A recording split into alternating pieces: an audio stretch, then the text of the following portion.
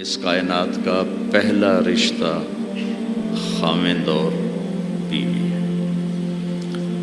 اور انسانیت کا آخری رشتہ وہ بھی خاوند اور بیوی ہے کہ جنت میں ہر شخص اپنی بیوی کے ساتھ، ہر خاتون اپنے خاوند کے ساتھ ابدی زندگی گزارے گی۔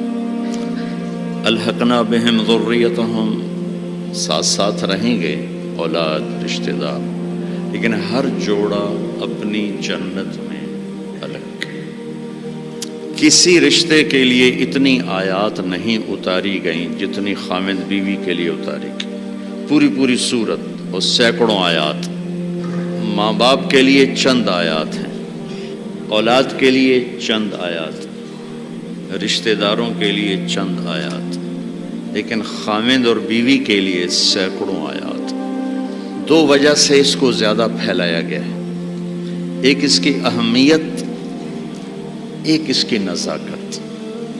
اہمیت یہ ہے کہ یہ بنیاد ہے، یہ اگر ہل گئی تو سارا معاشرہ ہل جائے گا، اور نزاکت اس لیے ہے کہ کوئی رشتہ ٹوٹتا نہیں، ماں بیٹے کا، ماں بیٹی کا، باپ بیٹے کا، بھائی بھائی کا، بہن بھائی کا رشتہ ٹوٹتا نہیں۔ خاوند بیوی کا رشتہ ایک بول پہ ٹوٹ جاتا، تو اس لیے اس کو محفوظ رکھنے کے لیے قرآن نے مضامین بیان کیے۔ کسی رشتے کو اللہ نے اپنی نشانی کے طور پہ بیان نہیں کیا قرآن میں۔ زمین آسمان کو اللہ کہتا میری نشانی ہے، لیکن کسی رشتے کو اللہ نے نہیں کہا کہ میری بہت بڑی نشانی ہے۔ ایک رشتے کو اللہ کہتا ہے کہ یہ بھی میری بہت بڑی نشانی ہے، اور اس کو بڑی نشانیوں میں لے کر آیا۔ میری بہت بڑی نشانی ہے کہ میں نے تمہیں خاوند اور بیوی کے رشتے میں جوڑا، اور تین باتیں بتائیں جو کسی رشتے میں نہیں بتائیں۔ تمہیں سکون حاصل ہو، محبت ہو، غم خاری ہو، تین چیزیں اس رشتے میں بتائیں، سکون، محبت، غم خاری۔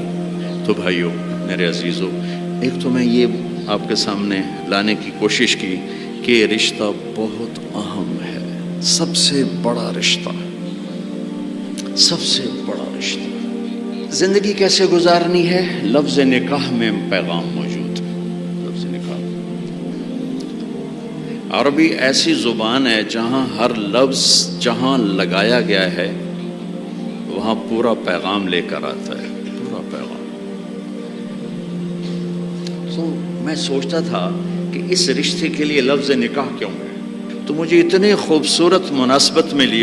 نکاح کا مطلب ہے دو چیزوں کا یکجان ہو جانا، دو چیزوں کا یکجان ہو جانا، اور بارش کے پانی کا زمین میں جذب ہو کر یکجان ہو جانا، نیند کا آنکھوں میں اتر کر سلا کے یکجان ہو جانا، مرد کا عورت پہ اعتماد کر کے ایک جان ہو جانا، درخت کی شاخوں کا ایسے آپس میں مل جل کر یکجان ہو کر چھاؤں بنا دینا، یہ ہے لفظ نکاح۔ مرد کے خوبصورت اخلاق جو دھیمی بارش کی طرح عورت کے دل پہ اترتے ہیں، جو زمین ہے اور وہ ایک سرسبز کھیتی بن جاتی ہے۔ دھیمی بارش والے اخلاق اپناؤ، تمہارا گھر آباد ہوگا۔ اخلاق بارش کی طرح ہیں اور بیوی زمین کی طرح ہے، اس کا دل تمہارے اخلاق سے متاثر ہو، نیند کا آنکھوں میں اتر جانا اور سلا دینا۔ تمہارے خوبصورت رویے تمہاری بیوی کو اتنی سکون کی زندگی دیں کہ وہ چین کی نیند سوئی چین سے اٹھے۔ کتنے گھر ٹوٹ گئے شک کی وجہ سے، شک۔ نیک پاک بیویوں پہ شک کرتے کرتے کرتے طلاقیں ہو گئی۔ ایک مزاج ہے، اس کے لیے عالم غیر عالم کی بات نہیں ہے، ایک مزاج ہے۔ اگر تربیت نہ ہو تو یہ اپنے گھروں کو تباہ کر دیتے، چاہے عالم ہو، چاہے بادشاہ ہو، چاہے دیندار ہو، چاہے دنیا دار ہو۔ بیوی کے فون چیک کیے جا رہے، کتنے فون کیتا ہے، کتوں فون آیا، کتوں میسج کیتا ہے، کتوں میسج آیا۔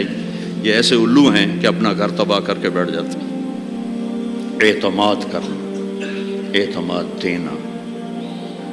اور چوتھا مطلب ہے شاخوں کا جڑ کے چھاؤں بنا دینا، جس کے نیچے نسل پروان چڑھتی۔